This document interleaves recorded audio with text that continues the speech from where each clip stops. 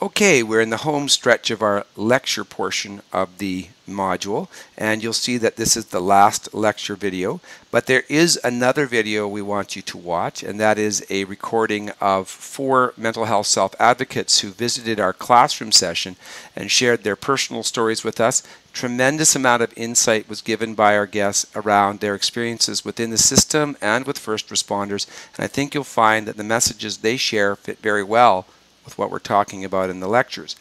The other thing we want you to do with the remaining time comes at the very end of this video. You'll see we have a case study and questions associated with it that ask you to think about how you would manage that situation.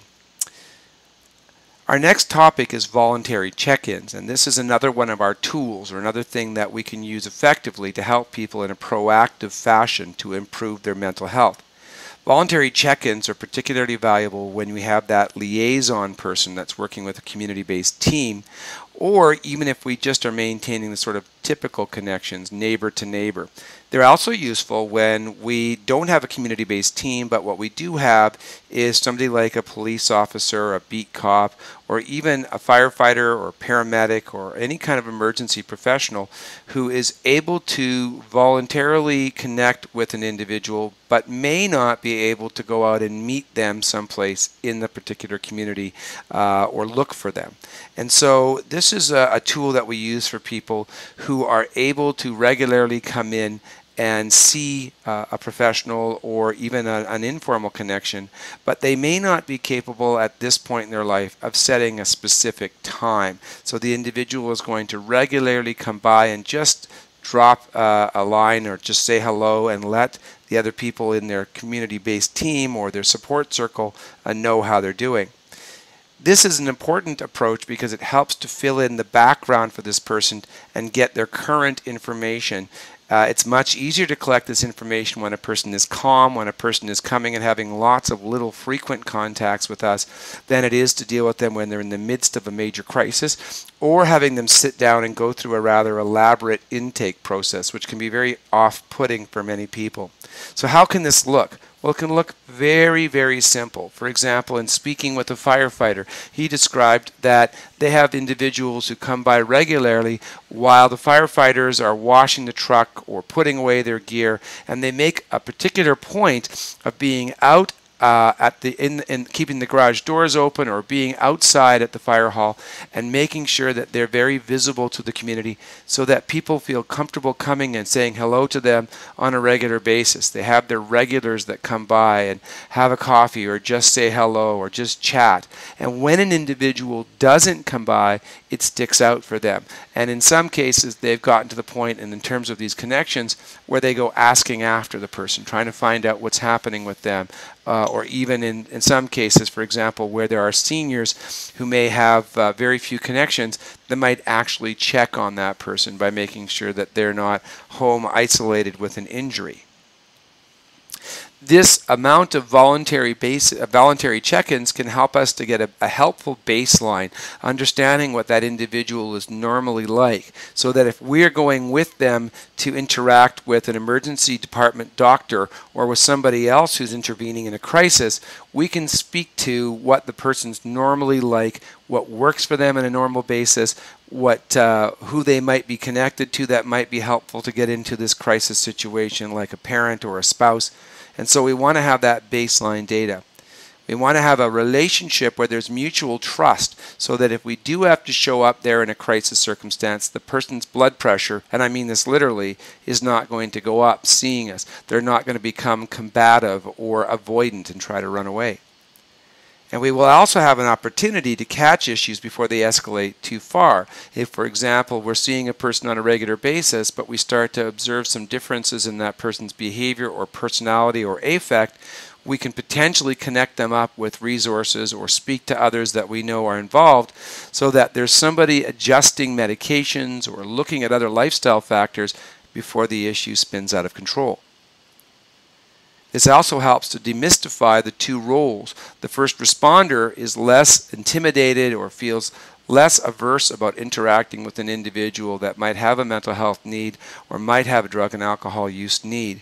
And that consumer is also going to have less of a negative stigma about the first responder. We have to remember that stigma works in both ways. I hear it all the time from consumers who refer to the cops did this and the ambulance did that, and they don't really think of the individuals who are getting out of those police cars or ambulances as human beings. So we really want to remember that that destigmatization happens on both sides of the equation, as these voluntary check-ins amount to a relationship being built. Now, I should stop for a moment and say that we don't need to call them voluntary check-ins or anything quite that formal. What we can simply do is have a person come by for coffee or arrange to drop in the next time they're in the neighborhood. And remember what we said, these are people who sometimes have difficulty making appointments, but they're often people who are more likely to maintain a social connection. So it's not that we make it about something formal or something that's clinical. We simply are saying, come on by and see me the next time you're in the neighborhood. And this helps to keep both sides up to date, so that if people are changing in an individual's life, we can let them know that so-and-so is moving on and somebody else is coming in. We can often play the role of a conduit in terms of introducing new people to an individual, and that can help to relieve some anxiety or stress, because the person is going to feel more comfortable sort of applying that idea of any friend of yours is a friend of mine. And so if they see that you are in the company of this new person, it can be less intimidating. And it's also a way of avoiding unnecessary missing persons reports. If all of the people on the team are trying to have regular sort of touch points with that individual, and we know that we missed the person, we can connect with others who are in that social circle and find out if they have seen that individual. And again, once again, our technology comes into play here. And I've spoken about this before in class, but I can't recall if I've spoken about it in the videos. Facebook is an extremely, extremely valuable tool here. And it might surprise you to hear us talking about something that normally we think about as being very frivolous, a place for people to post their vacation photos or some silly status one day or the other. But it's very valuable for people in this circumstance, because Facebook is a group where you do not have to project things to the entire world. Only the individual, only the people that the individual chooses to be connected to are going to be there. And I know that in one particular case, I lost connection with an individual physically, and I was worried about him. And what I found out was that he had decided to suddenly leave Mission and move to an entirely different province. And when I connected with that individual through Facebook, not only was I relieved, but I found out that his decision was a very progressive one, and that he had actually improved his circumstances quite considerably. So I strongly recommend that we get Facebook happening for people. Now you might be saying to yourself, some people are homeless, how can they possibly access Facebook? One of the most important resources that we perhaps haven't discussed is the local community library. And any librarian will tell you that they see more than their fair share of people who are homeless or are struggling with mental health or drug and alcohol issues. Why? Because it's a socially appropriate place to hang out all day without money in your pocket. It's warm, it's dry, there are friendly, helpful people, there are computers there, which we'll come back to in a moment, and other forms of entertainment. So there are many people who are struggling with these issues who spend a lot of time at the library. And when they're at the library, one of the amenities that's there is the computer. The computer is free, and it allows people to stay connected. They can get a Gmail or Hotmail account and email people. They can have Facebook or Twitter or both. They can they can look on the internet for jobs and apply for jobs there. They can apply for social services or income assistance there. They can learn about community agencies there, and they can literally go there with you or connect with you as one of these voluntary check-ins, and you can help that individual to write an email to others on the team, or to write a Facebook update on that computer there. And it's another way of helping an individual who might sometimes be uncomfortable with face-to-face contact to make that contact. And last but not least, it's a funny thing, but we shouldn't make the assumption that because a person has a low income that they don't have a cell phone in today's day and age. Many of the people we'll support have a pay-as-you-go phone or another way of being connected by cell phone, whether it's a friend's or a borrowed one. But many people are able to be electronically connected even though they may not have a stable roof over their head. How do we arrange contact and check-in people? Well, the check-in person has to be somebody that individual feels comfortable with.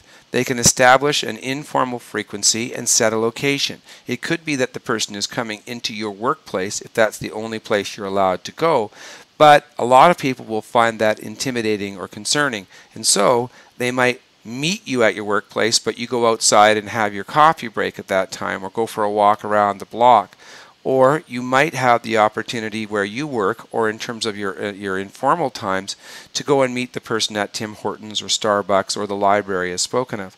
And we want to imagine what questions we want to ask of people based on what they're emotionally and psychologically ready for in a relationship.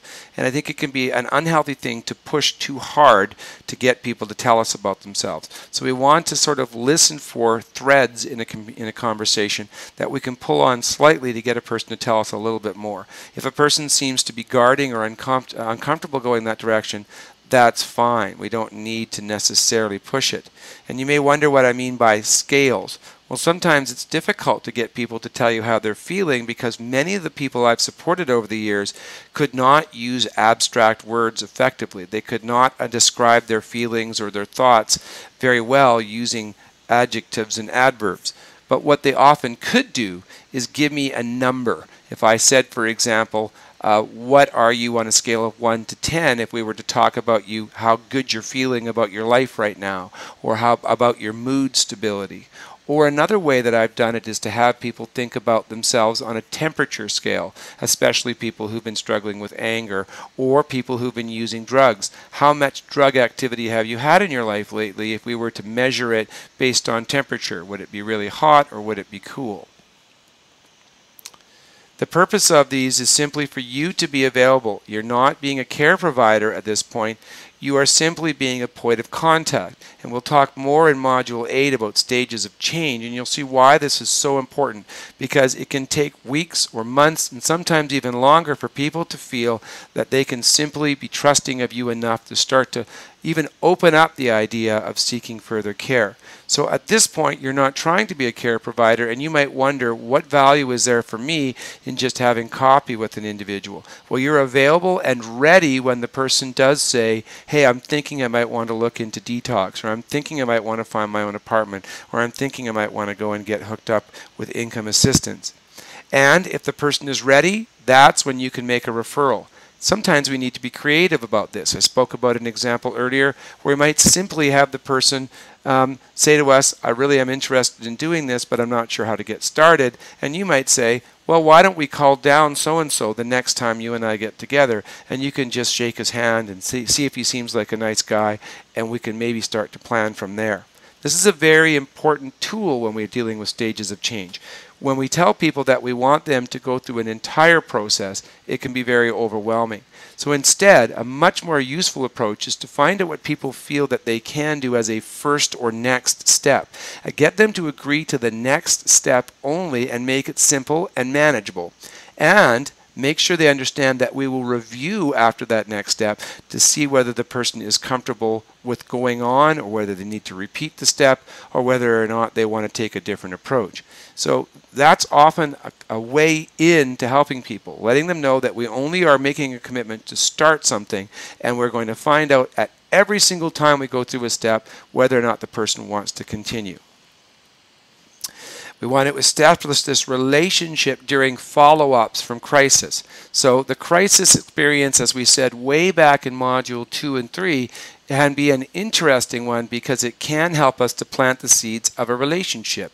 An individual is probably going to be impressed by the fact that after they have gone through a crisis, and as we discussed, perhaps one of their less proud moments, that you actually want to stay connected to them. This relationship, as we said, is going to start slow and work its way up. It can be a professional, or it can be anybody who's a stable influence in this person's life that is connected to them and may not be a professional. The person has to stay connected, this contact person, that is, has to stay connected with other people on the team. As we said, they're going to play the role of a liaison. And even if there isn't an established team, this person might be connected informally with the family, with the school, or with somebody else that's part of that person's life. The person has to be somebody who's easily accessible. So they can, for example, have access to email. We've talked about that earlier. They must be able, the individual must be able to find a way to reach that person. So they can email them from the library, or we can have a location where both people feel comfortable. And the coffee shop or simple restaurant like that is a very good way to go about it. And it often is the simple act of being able to provide a coffee for $1.50 is what it takes to propel this process. And one more thing, I'm not a proponent of smoking, but cigarettes can be a valuable tool here, because many of the people that we'll support through this process are so impoverished that having a cigarette is something they have difficulty sustaining. If you make a practice of having a package of cigarettes around where you work, and you have a policy where you will give one to a person occasionally, not a whole package and not a whole bunch of cigarettes every day, but one every few days, then you may find that a person's coming by just to have that cigarette. Don't be upset if they come by and they get a cigarette from you, and don't stand by and chat. They may chat with you only 1 out of every 3 or 4 times, but that's okay. It's really not about trying to manipulate a person. It's really about giving them a reason to start to connect with you. Now, we talked earlier about who's on a community-based team, but we also want to talk about who's on a community-based team that might be a little bit of a creative approach for people who are not really acquainted with professionals or not trusting in professionals. So of course the consumer themselves is on the team, and they're at the heart of the team. But we also want to talk about friends or family, as we've said, including the person's children if the children are mature enough to play a role, and this is youth or adult children. And by family we can be including siblings or spouses, not just parents. Does the person have a landlord or neighbors that might be involved? Now, if a person's living in an apartment, this landlord relationship may or may not exist. But if a person's living in a basement suite where they're the only tenant, then there's often more potential there for them to connect with their landlord. Does the person attend or want to attend some form of community-based worship service? And it doesn't have to be Christian, it can be any religion whatsoever. Can we be connected in that case with the clergy from that particular community worship facility, and or with members of the congregation? Remember that in almost every case, when community groups get together to practice a faith, at the root of their faith is often the idea of sharing with others, of reaching out with others, of being loving to others, and it's one of the most fertile places I have found to start relationships with people. And if you find that a particular church doesn't fit, then it can be very important to go and find another church, because while the faith may be the same, it may not be within the same culture of that church for people to be as open or approachable. Here in Mission, churches such as New Heights Church and Bethel Pentecostal Temple have really shown that they're open to supporting individuals with diverse needs around mental health and addiction. Are there workers and volunteers in this person's life? They may not be workers that are normally associated with them around the subject of mental health. For example, I've worked with individuals who had employment counselors, and they could be a valuable connection.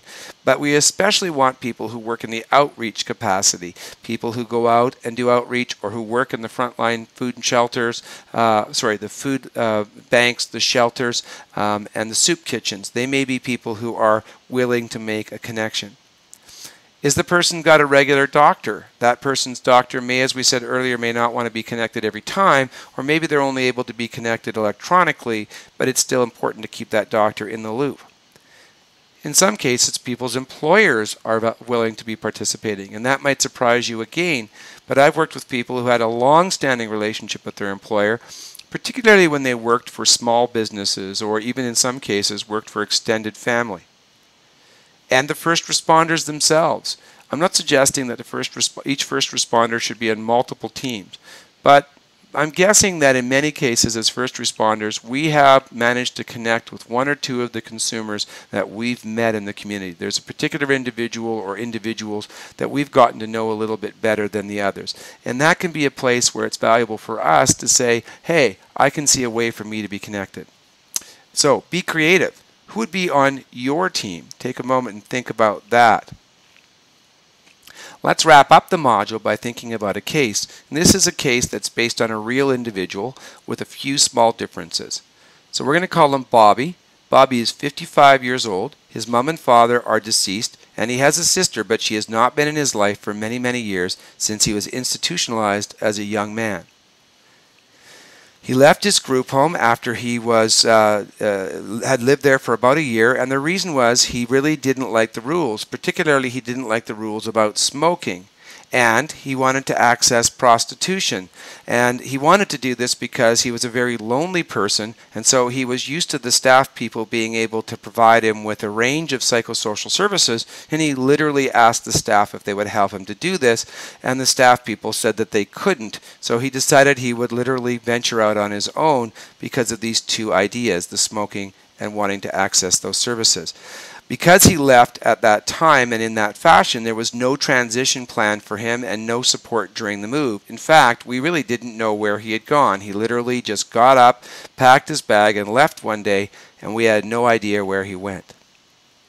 This man had a mild developmental disability, but his more prominent issue was that he was a schizophrenic, and he was a disorganized type schizophrenic, which meant that without structure from staff or other care providers, he had a very difficult time with his self-care. People had a difficult time relating to him because his speech was so disorganized and rambling, and his behavior was sometimes off-putting to people because it was just strange. He was very much an unemployed person, and it was very unlikely he was going to be able to get a job because his ability to stay on task, his ability to engage in effective pro-social behavior was not there. Now, the people who knew him as a very warm, very funny, very personable guy. But in terms of his ability to be productive for even a few hours at a time, that would have been very, very challenging. So as we said, he was very sociable and friendly, and he had a great sense of humor, but he was not very good at screening his friends. So when we eventually did find him, we found him living not in the downtown east side, curiously, but on the west side of Vancouver, the West End. And he was living in a very nice neighborhood, but he had found all of the people who were living, so to speak, the low life. He was living with people who were smoking a great deal of marijuana, and many of those people were pushing him to do more than marijuana. He was consuming alcohol with these people, and while he had found himself a place to live, he was on the outs with his landlord. He was at the risk of being forced to leave his apartment, and he was having issues with his co-tenants in the building because of the fact that he was often under the influence of drugs and alcohol. His hygiene had begun to suffer. His social skills had deteriorated even further, and so he was loud and rude with a lot of people. So he smokes marijuana occasionally, and he's becoming exposed to hard drugs through some of his friends. He's highly at risk for further addiction and decompensation. He has had police involvement, but mostly at this point the police have been involved just to check on him. They've seen him on the streets looking intoxicated and looking as though he was in some distress. But when they spoke with him, they found that he was able to appease their threshold in terms of his self-care. And I had to agree with the police when we found out that he was where he was, that he wasn't somebody who was in such urgent care that he needed to be taken under a Section 22. He smokes excessively, and this is a significant issue because he is a person who falls asleep with cigarettes in his bed, so there's a very high risk of fire. He has frequent behavior issues associated with the fact that he often doesn't have the money to get his cigarettes. He's one of these people that would smoke a cigarette and then light the next cigarette off the one that's already in his mouth. So he goes through his money very, very quickly because his only source of money is income assistance. And the rest of the time he begs for cigarettes from people or from his friends. And when he doesn't get them, he can become verbally aggressive to people. He often forgets to take his antipsychotic medications, which is aggravating things further. And as a result of this, he has become involved in a small way with the local mental health team, and they have wisely suggested to him that he should be given not pill form antipsychotic medication, but injected antipsychotic medication, and he's supposed to come in every 4 weeks and get a new injection. Unfortunately, Bobby is not very good at keeping track of the time, and all the other issues that are occurring for him make this even more likely an issue. And so if he comes within the 30-day window, he seems to be okay. But even if he gets to the 31st or 32nd day, he starts to decompensate in a way that is really, really negative. And he spirals so quickly out of control that he's actually less likely to go and get that injection, and he's most likely going to not now have it for a very long time. So, how could you help Bobby? He doesn't have family and he doesn't have any service providers except for mental health right now. What could you do to be a social connection to him? Or perhaps you're somebody who has a way of connecting him with medical help. What can you do to help him with his self-care, paying rent or taking medications? Can you do anything to help him improve his physical health? Perhaps things that are around food or around getting exercise or taking care of his hygiene, getting enough sleep. Is there any way that you might be able to connect him with something of use spiritually? Now remember that we're not asking you to think about helping Bobby in a way that is all on your own, nor are we asking you to take over and solve all of his problems overnight. We're asking you to take small, incremental, positive steps. Something as simple as a weekly check-in, or even less frequent if that's all you can handle. Something as simple as asking him whether or not he's taken his medication when you see him in the elevator every morning. That sort of thing. Think about things, be creative, and be willing to think outside the box. So that ends this video lecture series. Take a moment to answer these questions in the journal, and then watch the other video that features our mental health self-advocates before you do your final post-test for Module 6. Thank you very much for participating in the Community Cares Module 6. We'll see you in Module 7.